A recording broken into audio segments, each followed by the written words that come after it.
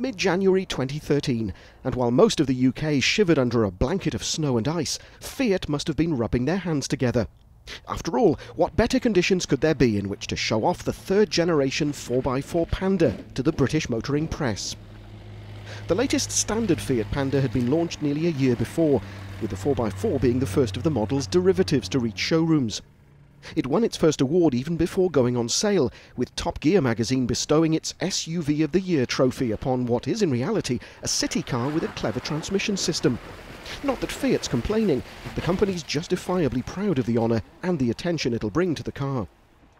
The Panda 4x4 is only available in one trim level, although it's pretty well equipped. Electronic stability control is standard, as is Fiat's Blue and Me infotainment system, with controls on the steering wheel, while options include an integrated TomTom sat-nav system. Also standard is an electronic locking differential, and that's what turns a cute little city car into a machine that can handle the kind of off-road terrain Fiat were happy to throw at the car at its launch. The ELD system also uses the car's ABS to limit wheel spin. Keep an eye on the rear wheel as the car starts to go downhill. As soon as the wheel starts to spin, the ABS brakes the wheel and ensures drive goes to the other three wheels. On-road, the car feels almost like every other Panda. I say almost because there is a slight feeling of the car being a little top-heavy, and so it leans a bit in fast corners. Road noise is fine below about 70 miles an hour.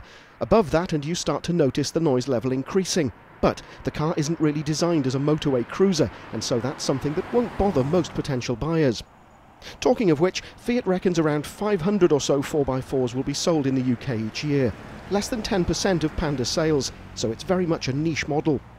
Prices start at just under £14,000, although there is a two-wheel drive model, the Panda Trekking, that looks virtually identical, yet costs £1,500 less than the all-wheel drive version.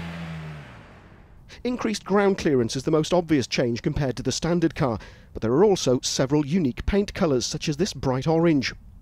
Silver skid plates, the big chunky 4x4 mouldings on the side, and the unique 15-inch alloys are the only way to tell the 4x4 and the Trekking apart.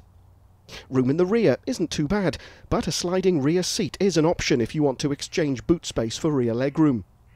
Unsurprisingly, lots of design cues have been carried over from the standard Panda. The so-called squircle is everywhere, although one feature unique to this car is the ELD button on the dash that turns on all the clever electronics I mentioned earlier.